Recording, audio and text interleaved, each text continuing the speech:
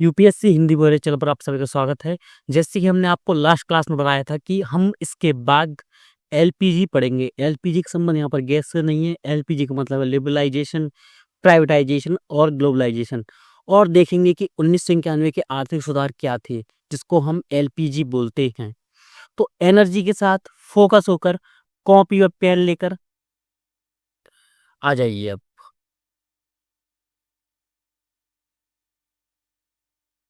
उससे पहले हम आपको क्या बताएंगे, जो ऐतिहासिक पृष्ठभूमि होती है वो देखिए।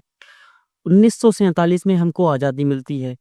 इसके बाद हम क्या बनाते हैं, हमने लास्ट क्लास में क्या पढ़ा था, हम योजना आयोग बनाते हैं। फिर बनाते हैं हम राष्ट्रीय विकास परिषद। इन दोनों को बनाने के पश्चात योजना आयोग द्वारा ही क्या पंचवर्षीय योजनाओं पर विचार किया जाता है और पंचवर्षीय योजनाएं लाई जाती हैं। इस पर हम क्या करते हैं, कृषि पर ध्यान देते हैं, अलग अलग क्षेत्रों में विभिन्न विभिन्न ध्यान देते हैं। इंदिरा गांधी जी गरीबी हटाओ का नारा देती हैं। फिर हमने देखा था कि 1980 में और 1985 में प्रौद्योगिकी पर ध्यान दिया गया, उधर पर ध्यान दिया गया।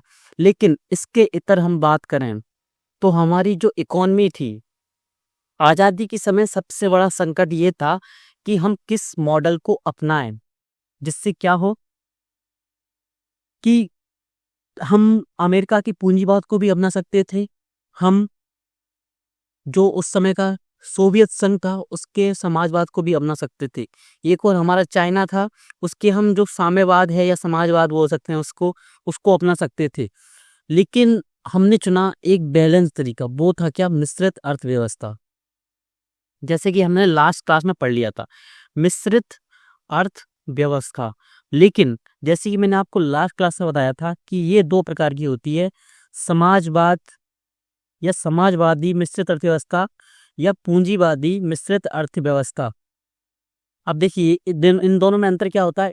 इन दोनों के नाम से ये क्लियर है कि समाजवादी अर्थव्यवस्था क्या होती है, पूंजीवादी मिश्रित अर्थव्यवस्था क्या होती है। देखिए, किसी देश अगर इनको अपनाता है तो वो क्या रखता है, हमेशा बैलेंस रखता है। क्या कि अगर वो समाजवादी रखेगा तो क्या करेगा, वो मिश्रित रखेगा तो उसमें समाजवादी की और उसका झुकाव ज्यादा होगा तो उसका नाम हो जाएगा समाजवादी। अगर उसका झुकाव मिश्रित के साथ पूंजीवाद की ओर है, यानी वह निजी क्षेत्रों पर प्रोत्साहन देता है, तो क्या होगा, पूंजीवादी मिश्रित अर्थव्यवस्था। तो भारत ने अपनाया क्या, 1950 से मान सकते हैं या 1947 से ही हमने एक जो अपनाया वो क्या था, मिश्रित अर्थव्यवस्था यानी समाजवादी मिश्रित अर्थव्यवस्था। लेकिन समय आता है 1991 में क्या होता है, आपका सुधार होते हैं। एक बहुत बड़ा क्राइसिस आता है इंडिया के ऊपर, उसको डिटेल रूप से देखेंगे, कारण देखेंगे, क्यों देखेंगे और क्या क्या हुआ था उसमें सब देखेंगे। 1991 तक हमारी जो अप्रोच थी वो क्या थी, मिश्रित समाजवादी मिश्रित अर्थव्यवस्था की ओर थी। लेकिन जैसे ये क्या आया, आपका 1991 का क्राइसिस आया, आर्थिक संकट आया, तो हमारी अप्रोच चेंज हुई। हमने क्या अपनाया, पूंजीवादी मिश्रित अर्थव्यवस्था को चुना अपने लिए। जैसा कि आज वर्तमान में आप देखते हैं कि आप देखते होंगे न्यूज़ में हर साल और हर महीने हमेशा आता है कि इस चीज़ को प्राइवेटाइजेशन इसका किया जा रहा है, रेलवे को किया जा रहा है, एयर इंडिया को किया जा रहा है, तो बार बार आप सुनते होंगे प्राइवेटाइजेशन। अब ये कहाँ से शुरू हुई थी, ये हुई थी आपकी 1991 से प्रॉपरली। लेकिन जैसे कि हमने अपनी लास्ट क्लास में पंचवर्षीय योजनाएं पढ़ी, तो आपने 1980 से ही सुनने लगे हो कि उदारवाद की ओर हम बढ़ने लगे थे।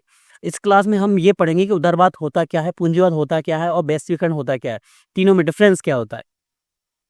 तो चलिए अब इस क्लास की शुरुआत करते हैं। हमने पृष्ठभूमि देख ली। ये सिर्फ पृष्ठभूमि सिर्फ आपको ये इंट्रो देने के लिए नहीं है, इससे डायरेक्ट क्वेश्चन पूछा गया है कि मिश्रित अर्थव्यवस्था किस आधार पर कहा जा सकता है। या क्वेश्चन यूपीएससी से पूछा था कि मिश्रित अर्थव्यवस्था से तात्पर्य क्या है। मिश्रित अर्थव्यवस्था से तात्पर्य सीधा है कि पूंजीवाद और प्लस समाजवादी अर्थव्यवस्था। ठीक है, इतना क्लियर है आपको। अब एक क्वेश्चन और बता दें आपको इसमें कि अगर कोई पूछता है कि रोजगार के आधार पर, देखिए मैंने आपसे पहले बोला था कि अर्थव्यवस्था को कई भागों में बांटा जाता है, लेकिन इसके भी कई आधार होते हैं। जैसे हम सेक्टर वाइज बांटेंगे तो प्राथमिक, द्वितीयक, तृतीयक क्षेत्र, और अगर हम प्रवृत्ति के आधार पर बांटेंगे तो पूंजीवादी अर्थव्यवस्था, समाजवादी अर्थव्यवस्था और मिश्रित अर्थव्यवस्था। रोजगार के आधार पर बांटेंगे तो क्या होगा, इसमें अनुसूचित और गैर अनुसूचित।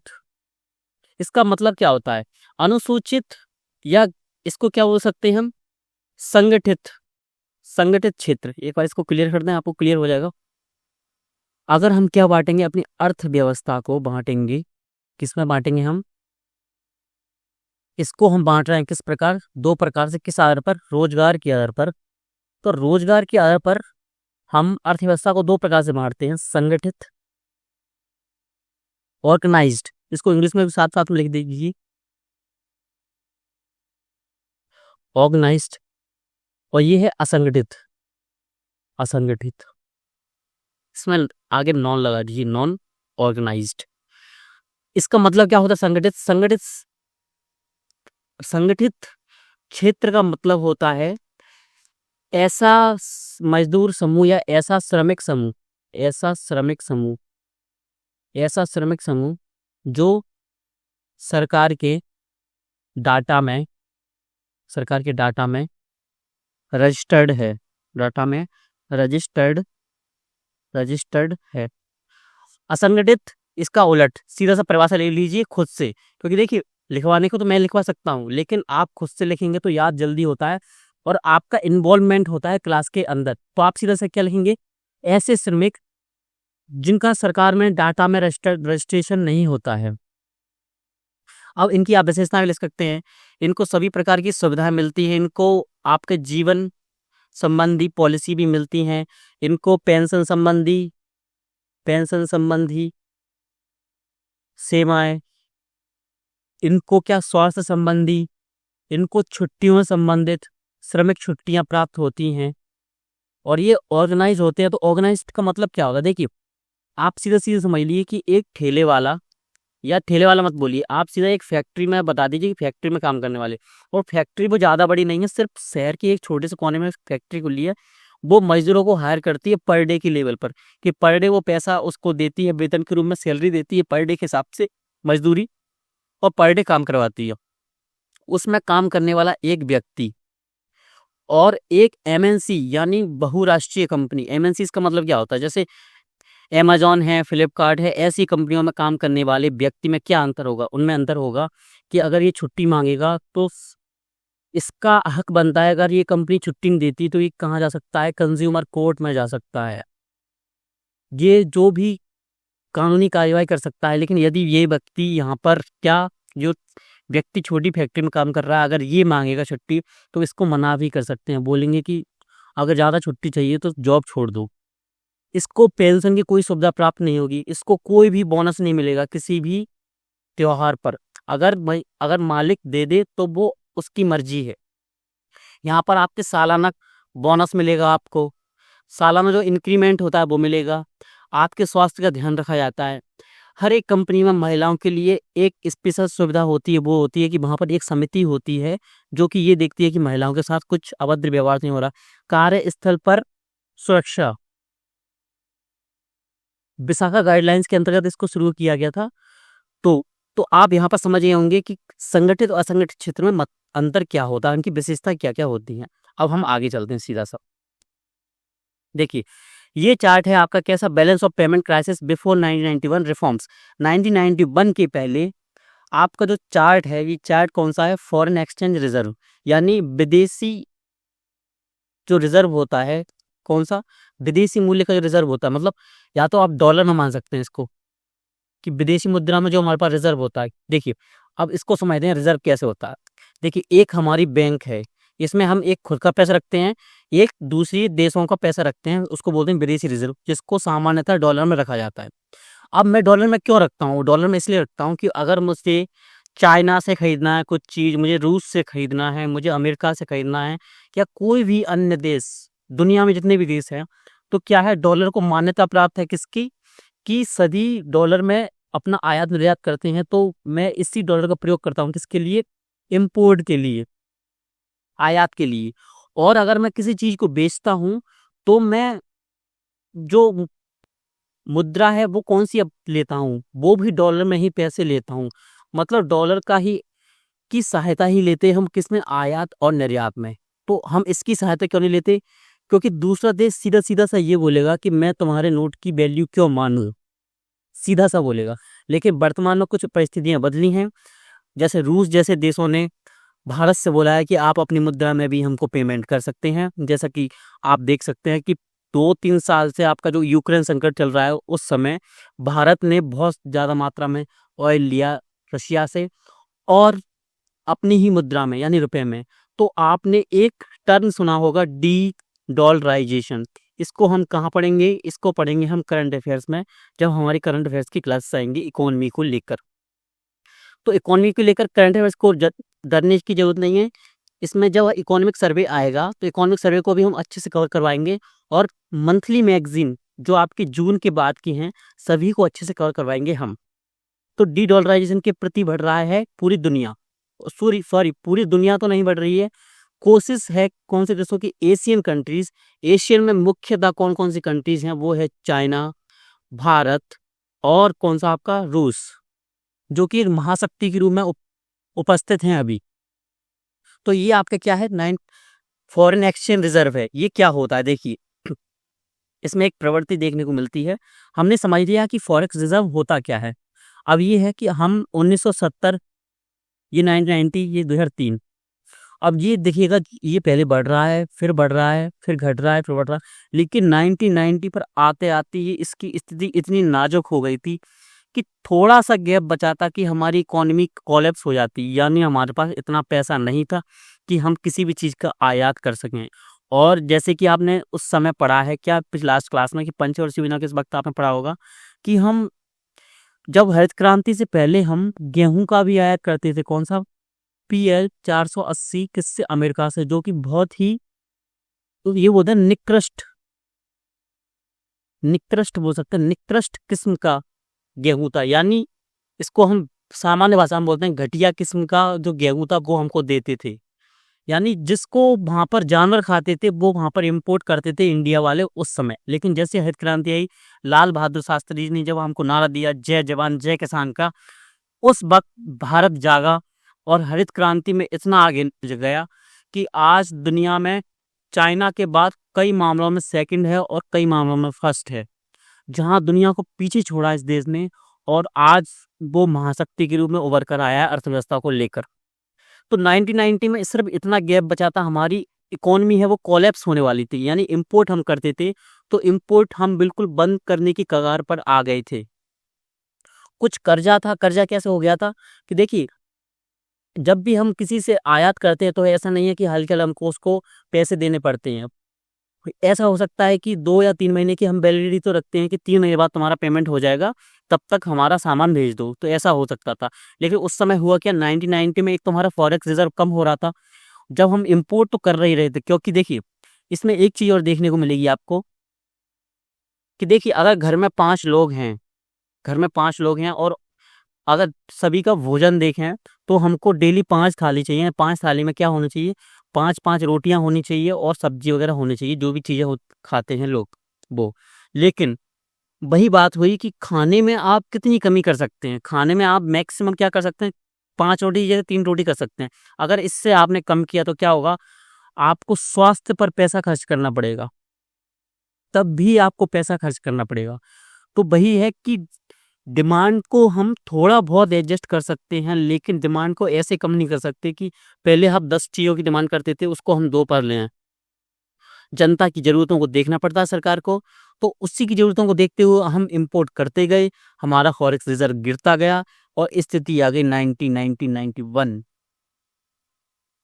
अब देखते हैं हम अपनी नेक्स्ट। अब देखिए हमारे हाल ही में हमारे पूर्व प्रधानमंत्री और पूर्व वित्त मंत्री मनमोहन सिंह जी का देहावसान हुआ। उससे ये चीज़ बढ़ जाती है, इसकी इम्पोर्टेंस बढ़ जाती है। क्या बढ़ जाती है? यूपीएससी में आने की। क्योंकि देखिए इनका सीधा संबंध किस से था? इनका सीधा संबंध पंचवर्षीय योजनाओं से था। इनका सीधा सा संबंध 1991 से था। क्योंकि देखिए 1991 में जब भी 1991 क्राइसिस की बात आती है तो मनमोहन सिंह जी का नाम हमेशा आता ही है। अब ये क्या है? देखिए ये बात कर रहे हैं उसी समय का ये फोटो है। ये उस समय चर्चा कर रहे हैं कि अब करना क्या है कि हमारे पास फॉरेक्स रिजर्व खत्म हो गए हैं। अब फॉरेक्स रिजर्व खत्म कैसे होते हैं? अगर हम डेटा की बात करें तो आप जब रमेश सिंह पढ़ेंगे या अगर कोई बुक पढ़ेंगे तो उसमें लिखा है 14 दिन, यानी सिर्फ हम 14 दिन का आयात कर सकते थे, सिर्फ इतना हमारे पास फॉरेक्स रिजर्व बचा था। तो क्या अब करना क्या था? अब इन्होंने किया कि अब ज़रूरत है पॉलिसी चेंज करने की, अब ज़रूरत है कि हम नई अप्रोच को अपनाएं, क्योंकि अगर पुरानी और पारंपरिक अप्रोच को बनाए रखें तो 14 दिन बाद हमारा देश की अर्थव्यवस्था कोलैप्स कर जाएगी। और अर्थव्यवस्था का सीधा सा मतलब होता है, अगर किसी देश की अर्थव्यवस्था कोलैप्स होती है तो आप हमेशा देखेंगे, जैसे कि अगर आप यूपीएससी एस्पिरेंट हैं तो आपको ये हमेशा पता होना चाहिए कि हर चीज़ अर्थव्यवस्था पर ही आधारित होती है किसी भी देश की। अब आप ये बोलेंगे कि हो भी सकता है, नहीं हो सकता, नहीं। हमेशा याद रखिए, जो आप श्रीलंका का संकट देखते हैं कि लोग राष्ट्रपति के घर में घुस गए थे, तोड़-फोड़ कर रहे हैं, घरेलू अशांति हो चुकी है, घरेलू दंगे हो रहे हैं, मतलब देश एक किस में चला गया है, गृह युद्ध में। आज आप पाकिस्तान की स्थिति देख सकते हैं, आज आप बांग्लादेश की स्थिति देख सकते हैं, आज आप सूडान की, और सभी के जो मध्य में है, जो केंद्र में है, वो है अर्थव्यवस्था। अगर इकोनॉमी अच्छी होगी, आपको लास्ट 1 या 2 क्लास पहले हमने बताया भी था कि अर्थव्यवस्था कैसे प्राप्त करती है, जब हमने समाजवाद पढ़ा था। क्योंकि देखिए, अगर किसी अगर किसी गाँव में, गाँव की बात करते हैं, छोटे लेवल की बात करते हैं, इससे आपको अच्छी अंडरस्टैंडिंग होगी। यदि अगर कोई गाँव है, उसमें 50 घर हैं, 50 घर में से प्रत्येक घर से 2-2 व्यक्ति कार्य करने जाते हैं और सभी की सैलरी इतनी है कि उनको ज़रूरत होती है 10,000 रुपए की, लेकिन सभी की सैलरी कितनी, 25,000, 15,000 की सेविंग कर रहे हैं और बहुत अच्छा बिज़नेस कर रहे हैं। आप हमेशा देखेंगे कि वहाँ पर क्या होगा, जो कानूनी कार्रवाइयाँ हैं वो बहुत कम होंगी, अपराध बहुत कम होंगे। लेकिन वहीं क्या होगा, एक गाँव है, वहाँ पर 50 घर हैं, प्रत्येक घर के 2 व्यक्ति काम करते हैं, लेकिन हुआ क्या, वहाँ पर रोज़गार है ही नहीं, वहाँ पर संसाधन है ही नहीं। तो होता क्या है, सिर्फ जो 2 लोग थे, मतलब 100 मज़दूर थे वहाँ पर काम करने वाले, 50 को सिर्फ रोज़गार मिला, उसमें से 50 लोग फालतू बैठे हैं। अब जो लोग फालतू बैठेंगे, उनसा क्या होगा, अब वो कुछ ना कुछ तो करेंगे। अब आपने एक कहावत सुनी होगी, खाली दिमाग शैतान का, वही काम करती है अर्थव्यवस्था पर ही। अब यहाँ पर आप देखेंगे क्राइम रेट बढ़ेगा, यहाँ पर चोरी बढ़ेगी, यहाँ पर गुंडागर्दी बढ़ेगी, यहाँ पर गैंग वॉर बढ़ सकते हैं। तो सीधा-सीधा सा हमने एक गाँव के स्तर पर बात की है, अब इसी चीज़ को आप अप्लाई करेंगे पूरे देश पर, तो समस्या बहुत बड़ी थी। आप अभी सोच नहीं सकते कि समस्या कितनी बड़ी थी।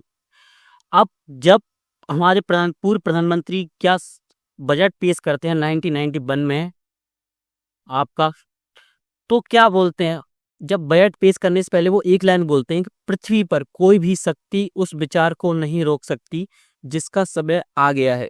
इनका सीधा सा कहने का मतलब था कि एलपीजी का समय अब आ गया है। अब जरूरत है कि हम समाजवादी मिश्रित अर्थव्यवस्था से किस ओर बढ़ें, हम बढ़ें अब पूंजीवादी मिश्रित अर्थव्यवस्था की ओर। सीधा सीधा सा मतलब इनके कहने का ये था। इस कोटेशन को आप अच्छे से लिख लीजिए अपने नोट्स में। ये कोटेशन आपके निबंध में काम आएगा, ये कोटेशन आपके निबंध में इस तरह काम आएगा, और इसी कोटेशन का यूज आप कहाँ कर सकते हैं, आप एथिक्स के पेपर में कर सकते हैं। हमेशा आपने आंसर राइटिंग क्लासेस ली होंगी हमारी, तो आपको पता होगा कि क्वेश्चन की डिमांड के अनुसार आपको लिखना पड़ता है। अगर डिमांड में कहता है कि अगर आप संभावना बनती है कि आप इसको लिख सकते हैं, तो आप आराम से इसको लिखिए, आपके मार्क्स इंक्रीज होंगे। अब चलते हैं नेक्स्ट। अब देखते हैं उस समय की परिस्थितियां क्या थी। सीधा सा और उस समय की परिस्थितियां थी, मुद्रा भंडार केवल 1.2 बिलियन रह गया था। आप लिखना चाहें तो लिख सकते हैं, और अगर ना लिखना चाहें तो हम आपको पीपीटी ये उपलब्ध कराएंगे। जब आपसे बोलते हैं कि इसको लिख लीजिए, तब आप लिख सकते हैं, क्योंकि इसमें देखिए ज़्यादा पॉइंट्स नहीं है, लिमिटेड पॉइंट्स है, तो हमने इसको पीपीटी में डाल दिया और ये पीपीटी हम आपको उपलब्ध करा देंगे। ये देखिए, अब एक चीज दिखाना चाहेंगे आपको, ये न्यूज़पेपर की कटिंग है, उसमें लिखा secret sale of gold by RBI again. उड़ते उड़ते खबर आती है, मतलब भारत में किसी को नहीं पता था कि हो क्या रहा है, जनता को बिल्कुल भनक भी नहीं थी कि हमारे साथ क्या होने वाला है। किसी को कोई नहीं थे, सामान्य रूप से अर्थव्यवस्था चल रही थी, सामान्य रूप से इंसान जैसे कार्य, आर्थिक गतिविधियां, राजनीतिक गतिविधियां, सामाजिक गतिविधियां आराम चल रही थी। लेकिन जो प्रॉब्लम्स जिनको पती थी, प्रॉब्लम्स किनको पती थी, कि प्रधानमंत्री को पता था, जो भी आर्थिक सलाहकार थे उनको पता था, वित्त मंत्री थे उनको पता था। मान मान लीजिए सरकार को इसके बारे में जानकारी थी, लेकिन जनता को जानकारी नहीं थी। तभी उड़ते उड़ते इंडियन एक्सप्रेस में एक खबर छपती है कि secret sale of gold by RBI again. यानी इसका सीधा सा मतलब था कि भारत अपने 67 टन सोना 67 टन सोना बहुत होता है, गिरवी रखना पड़ा, जैसे बैंक ऑफ इंग्लैंड। यानी सीधा सा आप अगर डॉक्यूमेंट्री देखेंगे 1991 की, तो आपको देखने को मिलेगा कि जब वहाँ के जो कस्टम के ऑफिसर्स थे उनको भी पता था कि वो क्या रहा है। बहुत सारी फोर्सेस पोर्ट पर लग गई थी।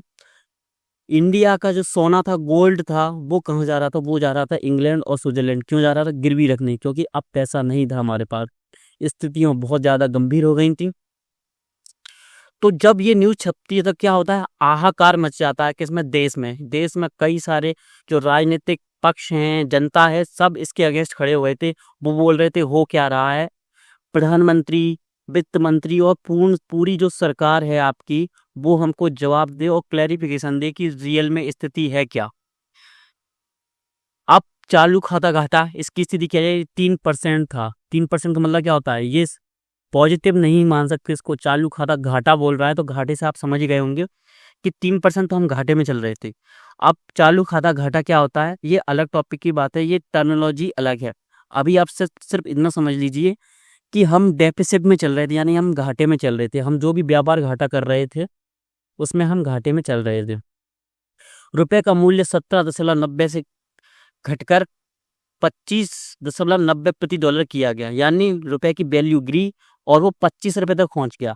अब बहुत सारे स्टूडेंट्स तो समझ गए होंगे, लेकिन जो स्टूडेंट्स ना समझे हों उनको 1 मिनट बता दें कि देखिए इसका सीधा सा मतलब ये कैसे घटा हुआ है। अगर बहुत सारे स्टूडेंट्स इसको सीधा देखेंगे तो वो बोलेंगे सर ये तो बढ़ रहा है, ये बढ़ नहीं रहा है। इसका मतलब सीधा सा कि एक अमेरिका का व्यक्ति है, वो एक भारत का व्यक्ति, एक ये है।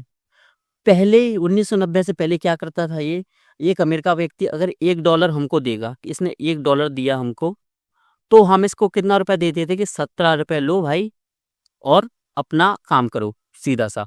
लेकिन स्थितियां बदली।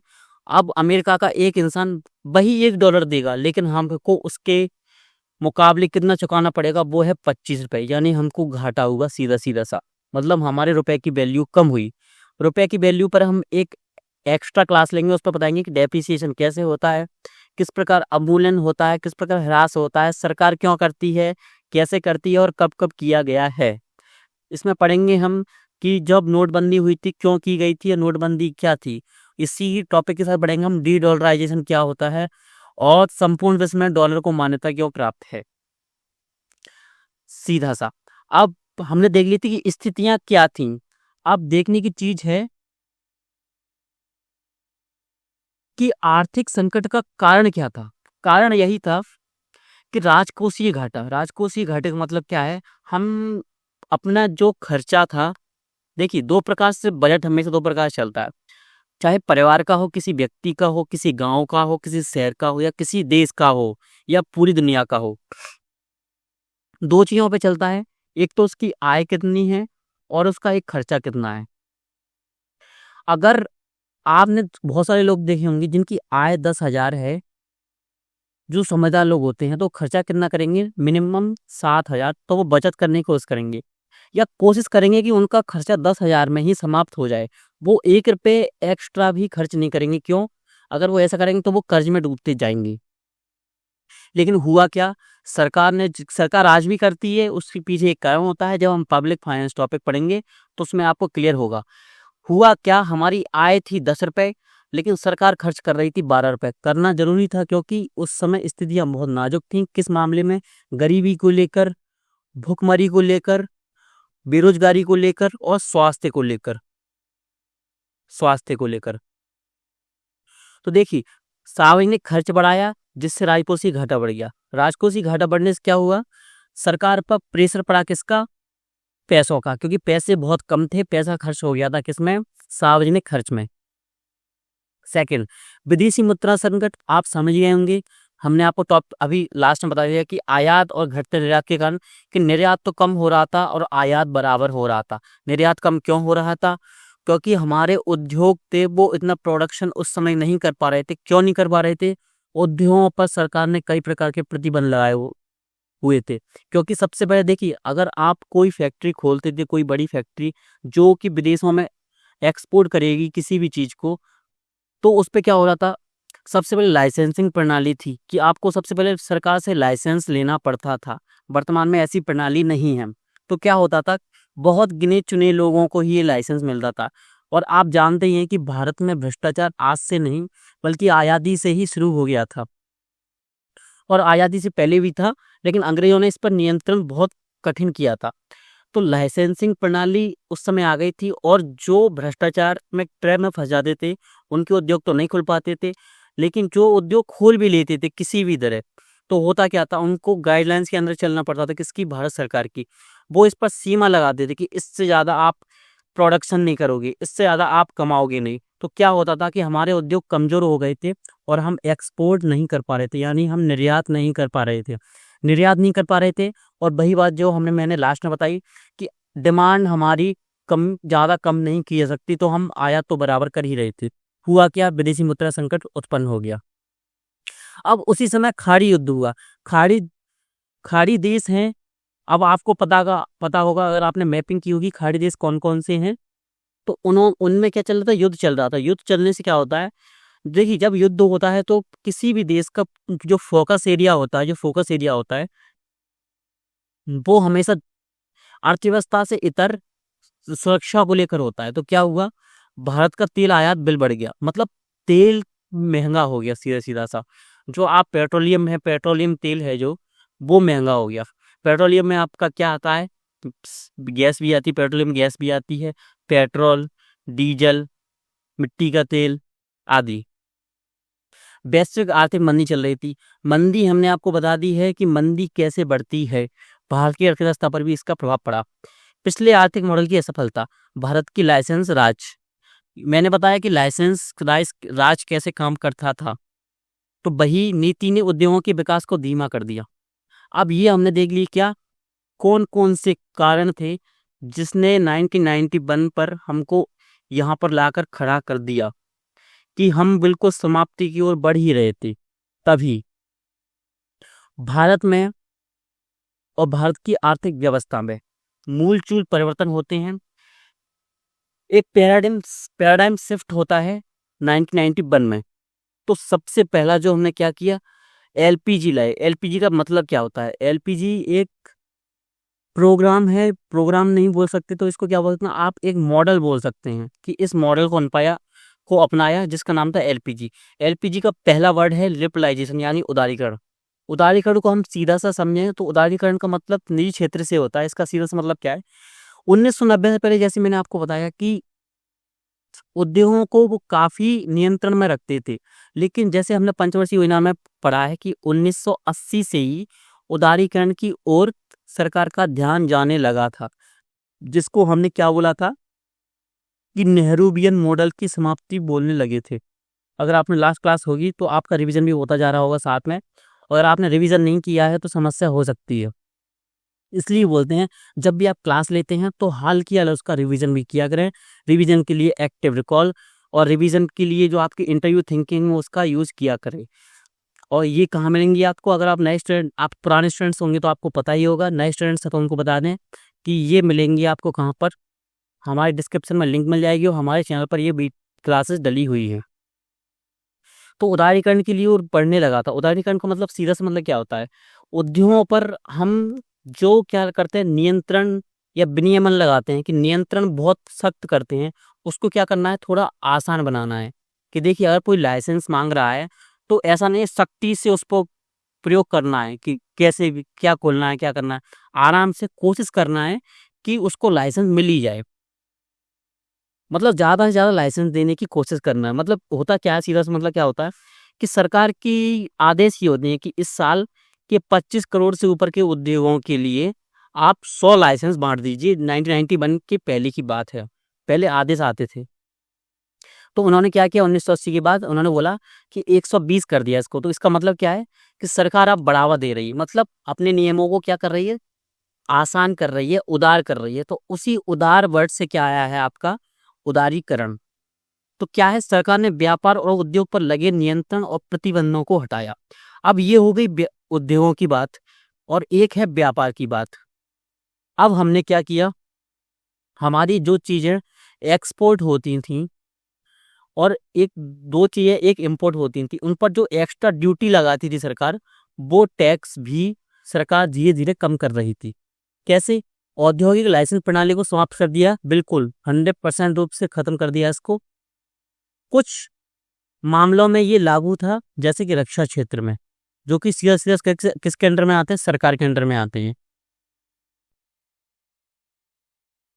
विदेशी निवेश की सीमा को बढ़ाया गया। पहले ये था कि कोई एफडीआई यानी फॉरेन इन्वेस्टमेंट, यानी कोई विदेशी व्यक्ति चाहता कि मैं भारत में किसी उद्योगों में क्या कर सकूं, इन्वेस्टमेंट या निवेश कर सकूं, तो क्या पहले बोलते थे कि आप 5 करोड़ से, मैं सिर्फ एक उदाहरण दे रहा हूं सिर्फ आपको 5 करोड़ का, कि 5 करोड़ से आप ज़्यादा कर ही नहीं सकते। फिर क्या हुआ, विदेशी निवेश की सीमा को बढ़ा दिया गया कि हाँ आप 10 करोड़ भी कर सकते हैं। अब इसका कारण क्या था, इसका कारण वही था कि हमारी औपनिवेशिक मानसिकता, कैसा कि हम डरे हुए थे। जैसे कि 1600 में आकर ब्रिटिश जो ईस्ट इंडिया कंपनी थी, उसने धीरे धीरे कंपनी के रूप में ही आई थी, आज सभी को पता है। लेकिन उसने क्या किया, धीरे धीरे कैप्चर्ड किया मार्केट को। मार्केट एक बार कैप्चर्ड हो जाता है, यानी अगर हम विदेशियों को छूट दे देते कि आइए और आप इन्वेस्टमेंट कीजिए, अगर वो इन्वेस्टमेंट कर दे तो वो कंपनियों के मालिक बनते जाते, सीधा सीधा सा। जैसे ही कंपनी का दूसरा मालिक जो कि भारतीय था वो कमजोर होता, तो इस उससे क्या बोलते कि ये कंपनी का टेक ओवर मुझे दे दो, मैं तुमको एक्स्ट्रा पैसे दे दूंगा। तो क्या होता, कंपनी उनके हाथों में आ जाती। तो धीरे धीरे मार्केट मार्केट कैप्चरिंग हो जाती। मार्केट कैप्चरिंग का मतलब क्या होता है, पूरा मार्केट उनके हाथों में आ जाता। मार्केट कैप्चरिंग का उदाहरण आप क्या मान सकते हैं, अभी वर्तमान में वो मान सकते हैं आप जियो कंपनी का, कि वो जिस मार्केट में भी चली जाती है वो मार्केट कैप्चर्ड हो जाता है, मतलब उसकी जो प्रतिस्पर्धा है वो समाप्त हो जाती है पूरी तरीके से। अब अब आप देखेंगे कि आयात शुल्क और करों में कमी की गई। पहले टैक्सेशन किस पे बढ़ता था, टैक्स पड़ते थे, उद्योगों पर टैक्स लगता जाता, उसको भी अब कम कर दिया गया। प्रभाव क्या हुआ, उद्योगों को अधिक स्वायत्तता मिली और प्रतिस्पर्धा का मौका मिला, सीधा सीधा सा। अब सेकंड है आपका क्या, निजीकरण, प्राइवेटाइजेशन। मैंने क्या बोला था आपसे पहले कि हमारी जो मिश्रित अर्थव्यवस्था थी वो क्या थी, समाजवादी के प्रति अधिक उदार थी, यानी हमारी जो अर्थव्यवस्था थी वो थी समाजवादी मिश्रित अर्थव्यवस्था। समाजवादी का मॉडल ही यही होता है कि सरकार ज़्यादा से ज़्यादा जो कंपनियां हैं या जो आर्थिक गतिविधियां हैं उन पर सरकार का नियंत्रण हो, या सरकार के नियंत्रण के अंतर्गत, या सरकार के अंतर्गत ही वो कार्य करें। तो क्या हुआ, आप देखेंगे 1969 में और 1980 में प्राइवेट जो बैंक थी उसका क्या किया, जो घाटे में चल रही थी उसका क्या किया, सरकारी उनका क्या कर दिया गया, राष्ट्रीयकरण। राष्ट्रीयकरण क्या होता है, यानी सरकार उनके मालिक को पैसा देती है और उनसे बोलती है कि आज से ये बैंक क्या हुई, सरकारी, यानी हमारी हुई। तो 1990 तक क्या प्रक्रिया चली आपकी, ये प्रक्रिया चलेगी आपके राष्ट्रीयकरण की, हर चीज का राष्ट्रीयकरण। सरकार को लगता था कि अगर कोई भी उद्योग घाटे में चल रहा है तो वो उसका राष्ट्रीयकरण कर देता था। अब वो क्यों करता था इसको भी जानते हैं।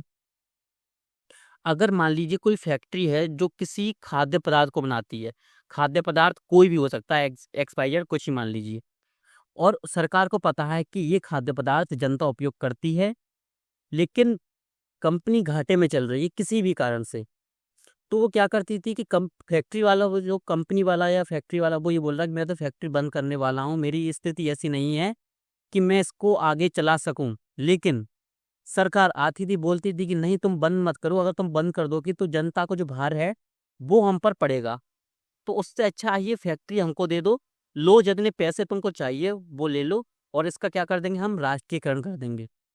तो राष्ट्रीयकरण करना कुछ अपने निजी मुद्दों पर संभालना नहीं है, इसका सीधा सा उद्देश्य था कि जनता की जरूरतों को ही पूरा करना, और जनता की जो उद्योग बंद होने वाले थे लोगों के, उनको बंद होने से बचाना।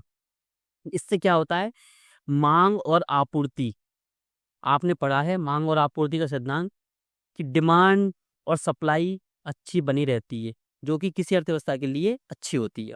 लेकिन हुआ क्या, हर भारत की ज्यादातर जो उद्योग थे वो घाटे में जा रहे थे, और इससे सरकार ने क्या किया, सभी का राष्ट्रीयकरण की जा रही थी। इससे क्या हो रहा था, सरकार पर वित्तीय बोझ बढ़ रहा था।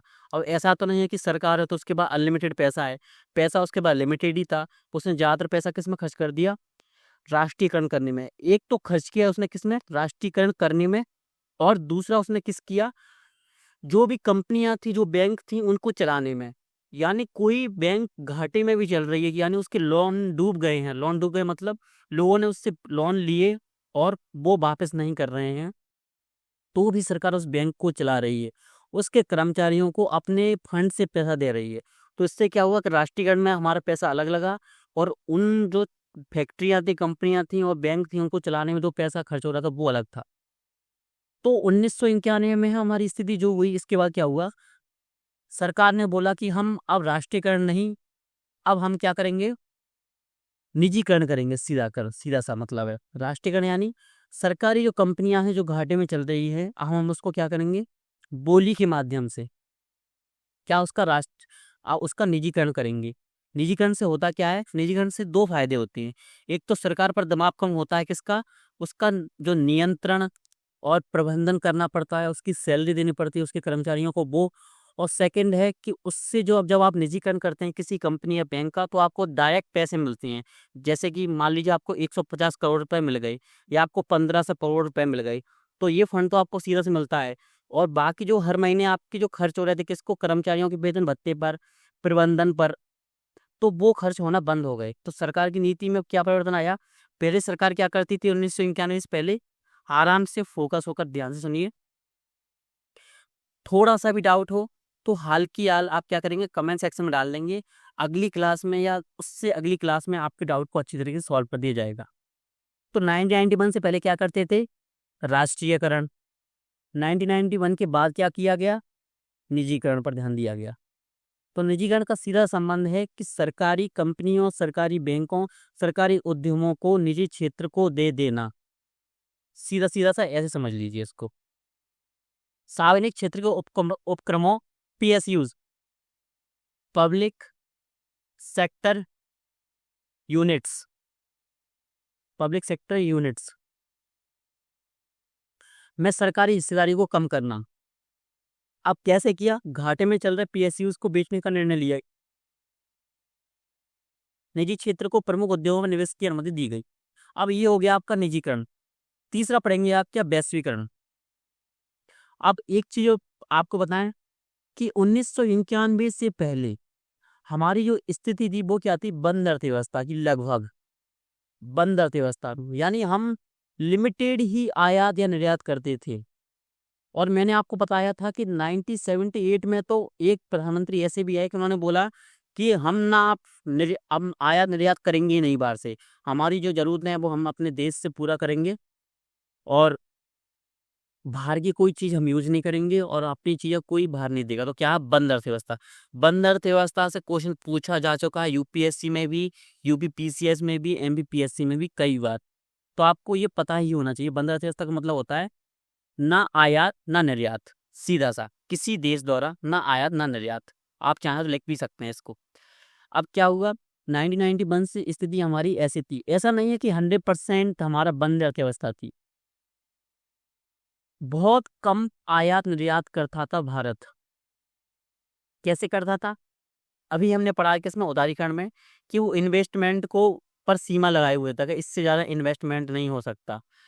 वो हमेशा टैक्स और ड्यूटी लगाता था, टैक्स ड्यूटी लगाता था बाहर जाने वाली चीज़ों में और अंदर आने वाली वस्तुओं में। अब भारत ने क्या किया, वैश्वीकरण करने की कोशिश की। वैश्वीकरण में हमको क्या कदम उठाने पड़ते हैं, हम क्या करते हैं, जो इन्वेस्टर हैं बाहर के, उनको हम परमिशन देते हैं, किसके, निवेशक हैं जो, उनको परमिशन देते हैं कि आइए और हमारे उद्योगों में आप निवेश कीजिए। इससे फ़ायदा क्या होता है, इससे सीधा सा फ़ायदा होता है, जिनको निवेश की ज़रूरत थी, जिन भी उद्योगों को, अब उनको सरकार की ज़रूरत नहीं है और सरकार भी पर भी आपका वित्त पोषण का जो दबाव होता है, यानी पैसे का जो दबाव होता है, वो दबाव सरकार से खत्म हो गया। उस दबाव को किसने अपने ऊपर कर लिया, निवेशकों ने, कि पैसा हम दे रहे हैं, अब उद्योग आप आराम से चलाइए। और इसी के साथ जब इन्वेस्टर आते हैं, निवेशक आते हैं, तो निवेशक सिर्फ पैसा लेके नहीं आते, वो अपने साथ टेक्नोलॉजी यानी प्रौद्योगिकी भी लेके आते हैं। कि अगर आपकी फैक्ट्री पुराने तरीके से चल रही है पारंपरिक रूप से, तो नया इन्वेस्टर आएगा, अगर आप उसको अपनी 50% शेयर बेच दिए अपनी कंपनी के, तो वो 50% मालिक हो जाता है दूसरा इन्वेस्टर, जो भी निवेशक आया है। अब वो क्या बोलेगा कि 50% मालिक तो मैं भी हूँ, अब मेरी भी बात मान लो। तो वो बोलेंगे कैसे, कि आप जो यूज कर रहे हैं पारंपरिक रूप से, यहाँ पर इन चीज़ों को, मशीनों का उपयोग हो सकता है। इससे क्या होगा, जो संसाधन है उसका यूटिलाइजेशन होगा। यूटिलाइजेशन वर्ड को हम अभी समझेंगे। और हमारी जो प्रोडक्शन है उसमें वृद्धि होगी, यानी उत्पादन में हमारी वृद्धि होगी। तो क्या होता है, इससे बढ़ता है हमारा किसका, वैश्वीकरण। तो हमने क्या किया, हमने एफडीआई की अनुमति दी गई, यानी हमारी सीमा थी उसको बहुत बढ़ाया गया। सेकेंडरी, हमने जो ड्यूटी और टैक्स थे उनको समाप्त किया गया, यानी बहुत सी चीज़ों पर समाप्त नहीं किया लेकिन बहुत कम कर दिया गया। यानी टैक्स पहले 3% था एग्जाम्पल के तौर पर, तो उसको 0.5 या 7, ऐसे 0.7 इतना कर दिया गया। इससे क्या हुआ कि बहुत सारी चीज़ें इसमें आने लगी, बहुत सारी कंपनी थी भारत में आने लगी, बहुत सारी भारत की जो कंपनियां थी वो बाहर जाकर बिजनेस करने लगी। इससे होता क्या है, यही कहलाता है वैश्वीकरण। यानी अब भारत की जो अर्थव्यवस्था थी वो विश्व के साथ सम्मिलित हो गई। पहले भारत की अर्थव्यवस्था कैसी थी, पहले भारत यहाँ था और विश्व यहाँ था। अब भारत की स्थिति क्या हो गई, अब भारत की स्थिति इस प्रकार हो गई, ये इंडिया, ये वर्ल्ड। अब प्रभाव क्या हुआ, विदेश निवेश एफडीआई में वृद्धि हुई, आयात और निर्यात में तेजी हुई, जैसे मैंने आपको अभी बताया। अब ये 3 टर्मिनोलॉजी आप अच्छे समझ गए होंगे। अगर कोई भी डाउट है इसको लेकर, इससे संबंधित किसी भी शब्दावली में आपको डाउट है तो आप कमेंट कर सकते हैं। अब देखिए, आप देखिए एलपीजी हमने जो अपनाया वो तो लॉन्ग टर्म था कि हाँ, कि इसको अपना लेंगे तो धीरे धीरे आ ही जाएगा। लेकिन हमको देखिए, जैसे मैंने आपको जब एथिक्स की टेस्ट रही थी उसमें भी स्टूडेंट्स को बताया था, जब मैं आपको आंसर राइटिंग की क्लासेस ली मैंने आपकी तब भी आपको बताया था कि आपको 2 प्रकार के फैसले लेने होते हैं। एक तो होते हैं दीर्घकालिक और एक होते हैं अल्पकालिक। और इन दोनों, इस जो शब्दावली का उपयोग करता हूँ वो करता हूँ मैं एथिक्स की केस स्टडी के दौरान। लेकिन इसका उपयोग करेंगे और क्या, देखिए अगर मान लीजिए घर में खाने के लिए कुछ नहीं है, मान लीजिए 5 लोग रहते हैं, आज खाने के लिए कुछ नहीं है और पैसा भी नहीं है, तो हमने ये तो फैसला ले लिया कि अगली बार से क्या करना है, हमको सेविंग्स करनी है, जॉब में अच्छा पैसा कमाना है, हमको अपने प्रबंधन के साथ पैसा अच्छा करना है। और हमारी जो व्यवस्था चल रही है घर की, कि हम अपना प्रबंधन अच्छे से नहीं कर रहे हैं, यानी जहाँ पर 10 रुपये खर्च होते हैं वहाँ पर हम 15 रुपये करते हैं, हम लग्जरियस चीज़ों पर यानी लग्जरी वस्तुओं पर ज़्यादा पैसा खर्च कर देते हैं, तो वहाँ पर हम पैसा खर्च कम कम खर्च करेंगे। लेकिन देखिए ये तो हो गई आपके दीर्घकालिक उपाय कि लॉन्ग टर्म में हम ये करेंगे। लेकिन ज़रूरत तो हमें आज है ना, कि खाना की ज़रूरत हमें आज है, और अगर आज भी हम उसको एक्सटेंड भी कर दें यानी आगे की ओर बढ़ा भी दें, तो हमें सुबह तो खाना खाना ही है, मजबूरी है हमारी। तो हमको 2 प्रकार के फैसले लेने होते हैं, एक है इंस्टेंट और एक होते हैं दीर्घकालिक यानी लॉन्ग टर्म, एक शॉर्ट टर्म और लॉन्ग टर्म। तो लॉन्ग टर्म के बारे में तो हमने फैसला ले लिया कि हम एलपीजी, लेकिन अब शॉर्ट टर्म में क्या लेना था, शॉर्ट टर्म में हमको एक ही चीज़ का वो था कि हम और कुछ तो कर नहीं सकते थे। हमने क्या किया, सोने को वहाँ पर रखा और हमने क्या लिया, कर्ज लिया सीधा सा। और सेकंड, सिर्फ इतनी कर्जे से कुछ नहीं हो सकता था, तो हमने एक्स्ट्रा आईएमएफ से भी कर्जा लिया। अब आईएमएफ से हमने कर्जा लिया तो भाई जब दूसरे से कर्जे लेने को जाएंगे आप, तो वो बोलेगा भाई मैं कर्जा क्यों दूं। अगर वो कर्जा दे रहा है तो उसकी कुछ शर्तें होंगी, अब वो शर्तें क्या थी वो देखते हैं। 1991 की संकट से निपटने के लिए भारत ने आईएमएफ से 2.2 बिलियन का ऋण लिया। अब उसने कुछ शर्तें भी दी कि आप आर्थिक सुधार लाइए। एलपीजी जो आया वो आईएमएफ की ही क्या थी, शर्त थी। लेकिन ऐसा नहीं है कि सिर्फ आईएमएफ की शर्त की वजह से आया, भारत ने भी इसको सही समझा तभी वो एलपीजी को लाया। और भारत ने पहले ही प्रयास शुरू कर दिए थे कब, 1980 से ही। लेकिन जरूरत एकदम आन पड़ी थी, तो 1990 में आकर उसने एकदम से क्या बोला आईएमएफ ने कि इसको एलपीजी को लाइए। तो भारत की भी मजबूरी हो गई, जो काम हम धीमे कर रहे थे बिल्कुल, वो काम हमको बहुत फास्ट करना पड़ा। अब है क्या, आर्थिक सुधार लागू करेंगे तो यानी इसका सीधा मतलब क्या है, एलपीजी लाइए। सरकारी खर्चों में कटौती कीजिए। इसने बोला कि आप बहुत ज़्यादा क्या कर रहे हैं, सरकारी खर्च कर रहे हैं, यानी कई सारी योजनाएं। अब आपने एक वो सुना होगा, राजीव गांधी का एक पुराना भाषण है, उसका उपयोग आज भी कई सारे नेता करते हैं। उन्होंने बोला अगर हम 1 रुपये अपनी जनता को भेजते हैं तो उसमें से 85 पैसा घिस जाता है। और इसी भाषण का उपयोग या इसी स्टेटमेंट का उपयोग किया था हमारे पूर्व प्रधानमंत्री माननीय अटल बिहारी वाजपेयी जी ने भी। उन्होंने बोला था कि ये ऐसा कौन सा जादू है कि 1 रुपए में से 85 पैसे तो घिस जाते हैं। तो राजीव गांधी जी ने हंसकर बोला था कि पैसा घिसता है जब वो चलता है। तो तो उसका सीधा सा मतलब क्या है, अगर आप 100 रुपये भी खर्च कर रहे थे जनता के लिए, तो 85 रुपये कहाँ जा रहे थे, आपके भ्रष्टाचार में जा रहे थे सीधा सा। तो क्या हुआ, सरकार को बस जनता के कल्याण के लिए अधिक पैसे खर्च करने पड़ रहे थे। तो क्या हो रहा था, कर्ज की ओर बढ़ रहा था भारत। तो आईएमएफ ने क्या बोला, सरकारी खर्चों में कटौती कीजिए और ध्यान दीजिए कि पैसा जहां जरूरत है सिर्फ वहीं पर खर्च कीजिए। सेकंड है सब्सिडी कम कीजिए। सब्सिडी कौन सा, आपने पीडीएस तो आज ही मिलता है आपको, तो इन्होंने बोला कि आप भागों में बांटिए, हर एक व्यक्ति को सब्सिडी की जरूरत नहीं है। हम उर्वरक पर भी सब्सिडी देते हैं। हम सब्सिडी किस पर देते हैं, हम कृषि सब्सिडी देते हैं। कृषि सब्सिडी का मतलब क्या है, हम फसलों पर सब्सिडी देते हैं। तो इसने क्या बोला, सब्सिडी को कम कीजिए। हम ये नहीं बोल रहे हैं कि बिल्कुल खत्म कर दीजिए, लेकिन कम करने की कोशिश कीजिए, उस पर लिमिट लगाइए एक। और इसने क्या बोला आपसे, रुपए का अवमूल्यन कीजिए। भारतीय रुपए का मूल्य कम किया गया, जिससे निर्यात सस्ता और आयात महंगा हुआ। अब निर्यात सस्ता कैसे होता है, निर्यात बढ़ाने के लिए हमको क्या करना पड़ता है, हमको अवमूल्यन करना पड़ता है। अब अवमूल्यन के नियम को समझते हैं। देखिए, जो चीज, जैसे देखिए मैंने अवमूल्यन किया तो क्या हुआ, जैसे 17 रुपए से आपके कितने 25 रुपए पहुंच गए, कि $1 का जो वैल्यू था वो कितनी थी, 25 रुपए। पहले कितनी थी, $1 का वैल्यू कितनी थी, 17 रुपए। तो क्या हुआ, निर्यात सस्ता हो जाता है दूसरे व्यक्तियों के लिए। पहले हमको खर्च करने पड़ रहे थे कितने, $1, मान लीजिए $1 में 2 चॉकलेट्स आती हैं, 2 चॉकलेट्स आती हैं, तो मुझे कितने खर्च करने पड़ते थे पहले, 34 रुपए, कितने के लिए, 2 चॉकलेट्स के लिए। लेकिन अब मुझे कितने खर्च करने पड़ेंगे, 50 रुपए। यानी अगर मैं विदेश से कोई चीज़ मंगाऊंगा तो मुझे 50 रुपए खर्च करने पड़ेंगे। लेकिन अब हुआ क्या, अब 50 रुपए में मैं क्या बना रहा हूँ, मैं घर पर कोई चीज़ बना रहा हूँ, जैसे ब्रेड का पैकेट से समझते हैं। अब मैं इसको कितने का बेच रहा था, उसको बेच रहा था मैं कितने में, 10 रुपए में। लेकिन रुपए का अवमूल्यन हुआ, पहले $1 में कितने रुपए आते थे, 17 रुपए, अब कितने आ रहे हैं, 25 रुपए।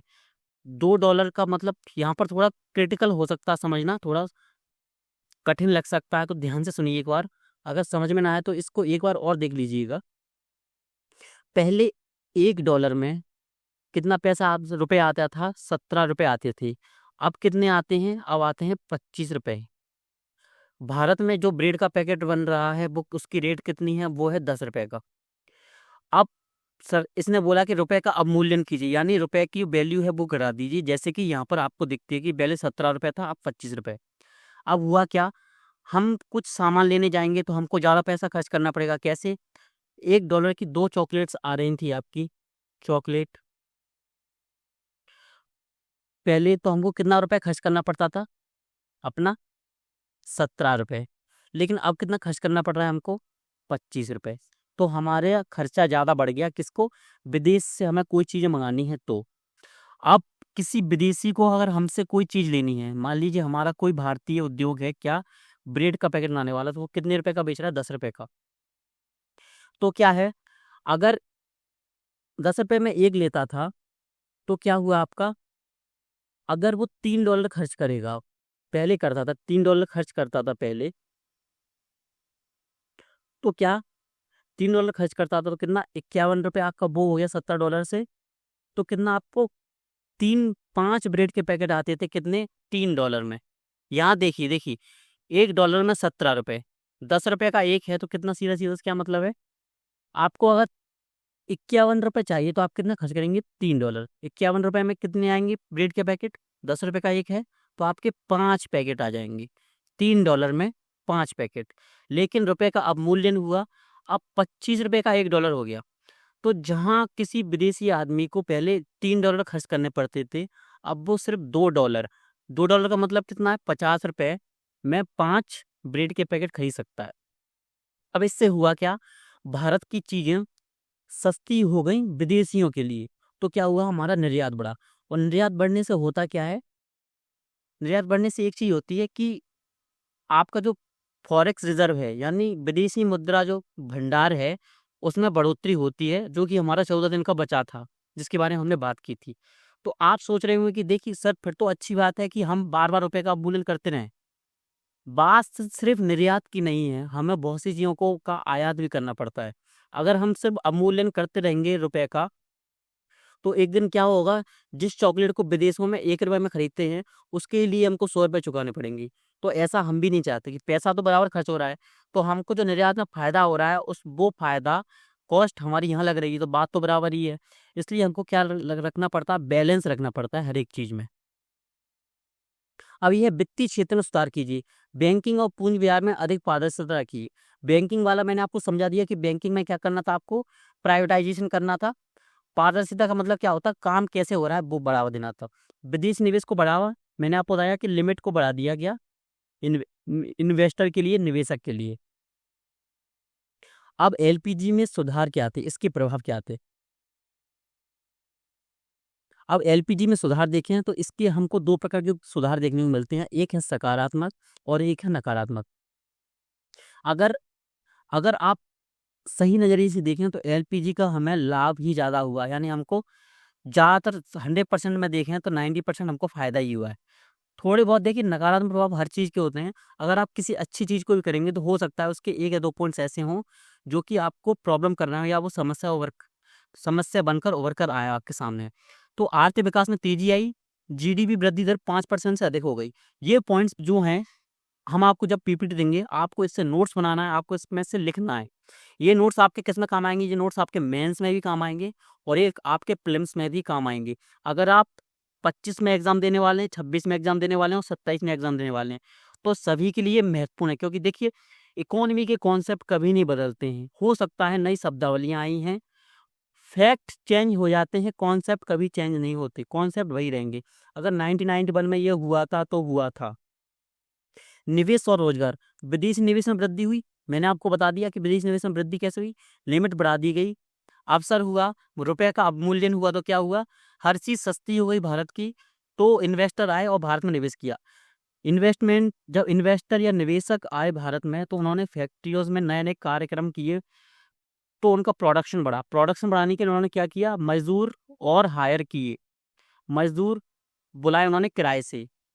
तो उन्होंने क्या हुआ, रोजगार के अवसर बढ़े, उद्योगों का विस्तार हुआ। मैंने आपको बता दिया कि कैसे हुआ। मध्यम वर्ग का विकास कैसे हुआ, जीवन स्तर में सुधार हुआ, उपभोक्ता वस्तुओं की उपलब्धता बढ़ी। अब जो मिडिल क्लास लोग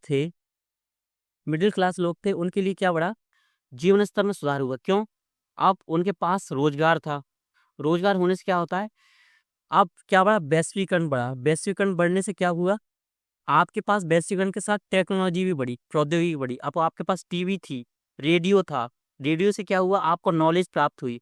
अब आपके पास ज़्यादा रास्ते थे, तो उपभोक्ता वस्तुएं कहाँ से बनी, उपभोक्ता वस्तुएं अब हम आयात भी करते थे विदेशों से, तो हमारे पास वस्तुएं भी बढ़ गई। किस किस लिए, जो हमारे जीवन स्तर में सुधार ला सकती हैं, सीधा सा। अब है नकारात्मक प्रभाव। अगर नकारात्मक प्रभाव देखें तो जैसे हमने बोला कि देखिए ज़्यादातर तो सकारात्मक प्रभाव थे, लेकिन कुछ नकारात्मक प्रभाव भी पड़ेंगे। आर्थिक असमानता, अमीर और गरीब के बीच खाई बढ़ी।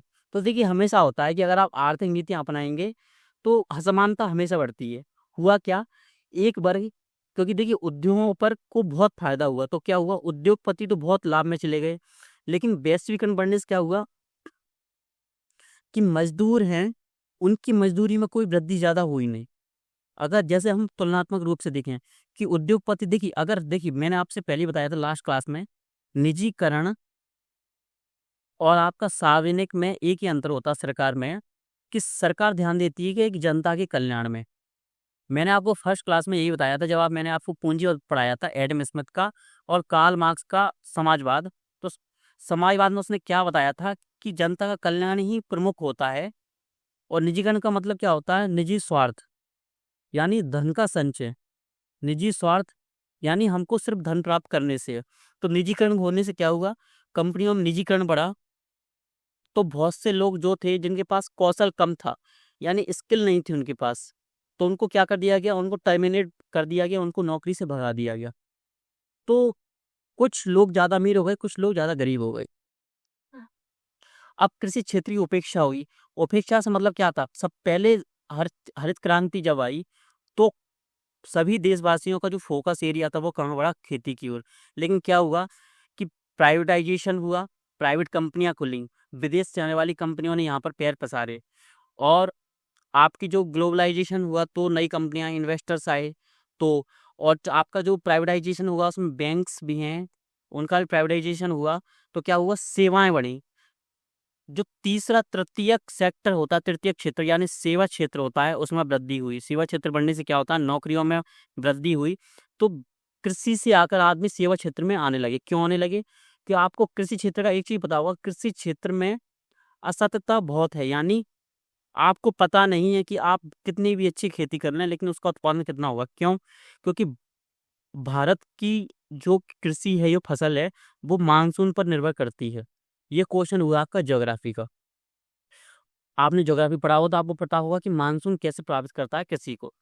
स्वदेशी उद्योगों का प्रभाव, जैसे मैंने आपको बताया कि सरकार कर क्यों नहीं रही थी, पहले वैश्वीकरण कर क्यों नहीं रही थी, वो इसीलिए नहीं कर रही थी। मैंने आपको पंचवर्षीय योजना में बताया था कि अगर वैश्वीकरण कर देंगे तो क्या होगा, उद्योग आएंगे विदेशों से जिनके पास टेक्नोलॉजी नहीं होगी, उनके पास ऐसी ऐसी गैजेट्स होंगे या मशीनरी होगी जो कम पैसे में भी अधिक अच्छा क्वालिटी मेंटेन उत्पाद बना सकें।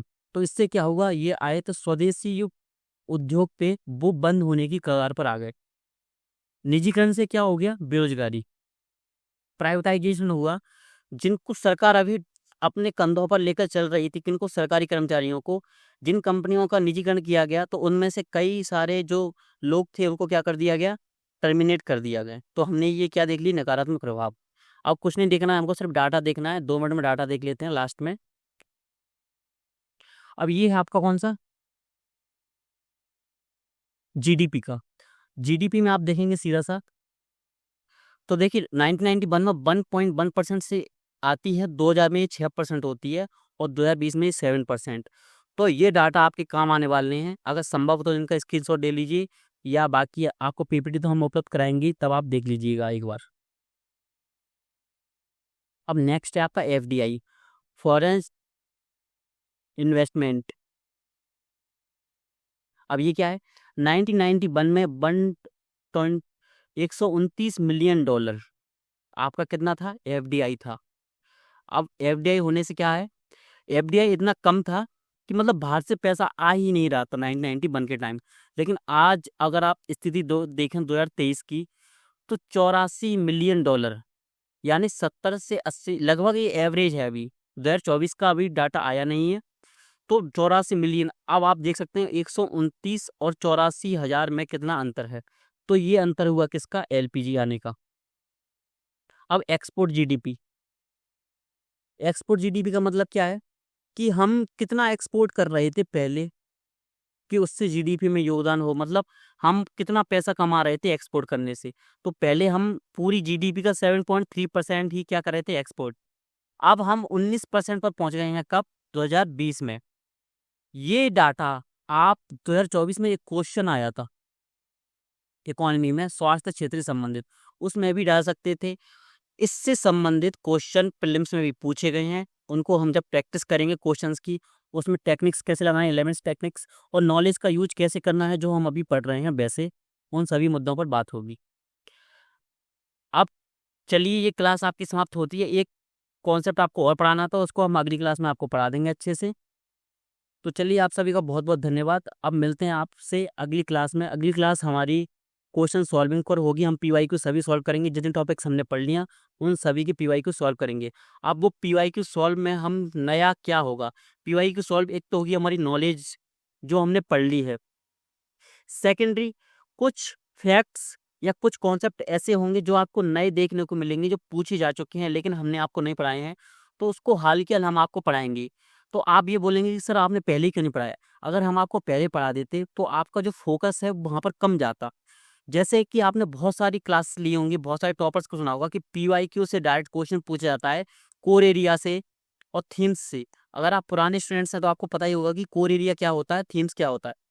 अगर आपको नहीं पता है तो आप पहले हमारी फर्स्ट क्लास इकोनॉमी की ओरिएंटेशन क्लास लीजिए। प्लेलिस्ट की जो लिंक है वो डिस्क्रिप्शन में डली हुई है, उसको देखिए कि पीवाईक्यू को कैसे यूज किया जाता है।